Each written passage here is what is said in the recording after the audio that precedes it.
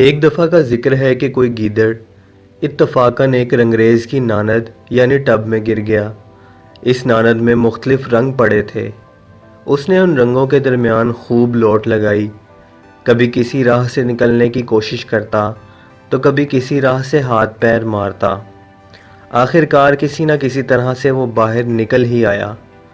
اب جو اپنے وجود پر نظر ڈالی تو حیرت میں پڑ گیا۔ اس کی کھال رنگین ہو چکی تھی اور خاصی دل فریب دکھائی دے رہی تھی۔ تکبر سے گیدڑ کی گردن تن گئی۔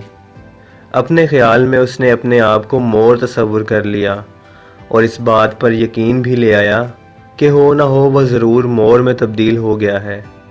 چنانچہ بڑے تکبر سے اکڑتا اپنے ہم جنسوں کے درمیان پہنچا اور اترا کر کہنے لگا، دیکھو میری جانب، اب تمہاری کوئی اوقات نہیں رہی میرے سامنے۔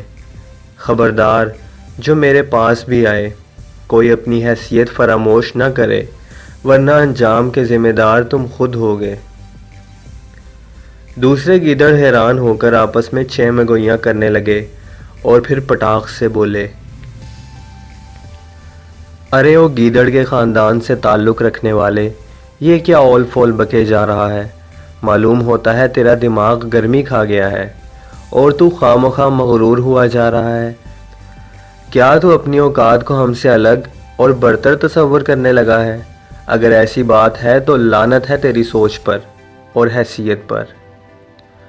رنگدار گیدڑ نے غصے سے کہا، خبردار، آئندہ کوئی مجھے گیدڑ کہہ کر مخاطب نہ کرے۔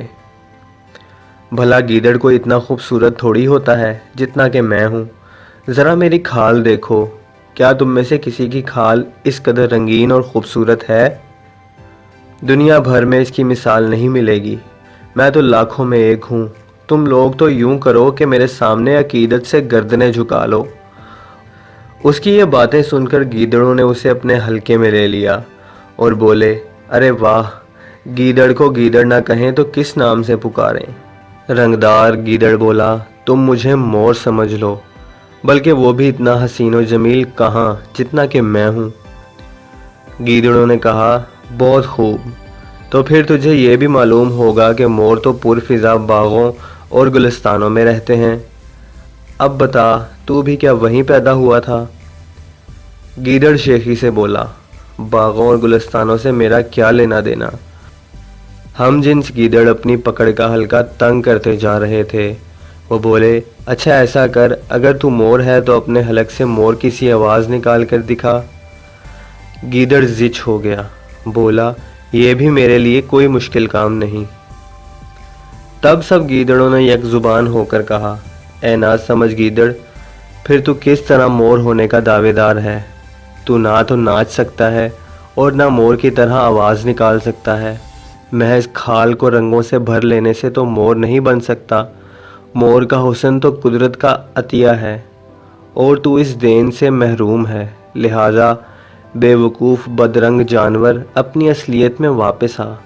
تو ہمیں چھوڑ کر اگر موروں میں گھلنے ملنے گیا تو وہ تیری آزمائش کریں گے، اور تو ان کی آزمائش میں پورا نہ اترا تو رہی صحیح عزت بھی خاک میں ملا دے گا۔ اے دوستوں، اس حکایت سے سوچ کا یہ دروازہ کھلتا ہے کہ جو لوگ بے ہنر ہونے کے باوجود اپنے آپ کو ہنرمند تصور کرتے ہیں اور اپنے جیسے لوگوں کو نااہل جان کر ان سے فاصلہ رکھتے ہیں، وہ نہ گھر کے رہتے ہیں نہ گھاٹ کے۔ ہمیں اپنی اصل حقیقت سے ہٹ کر زندگی گزارنے کا سوچنا بھی نہیں چاہیے، اور اگر ہم بہتر زندگی کی تمنا کرتے ہیں تو پہلے اپنے آپ کو باہنر بنائیں، پھر کہیں جا کر اپنی پسند کی زندگی اختیار کرنے کا حق رکھتے ہیں۔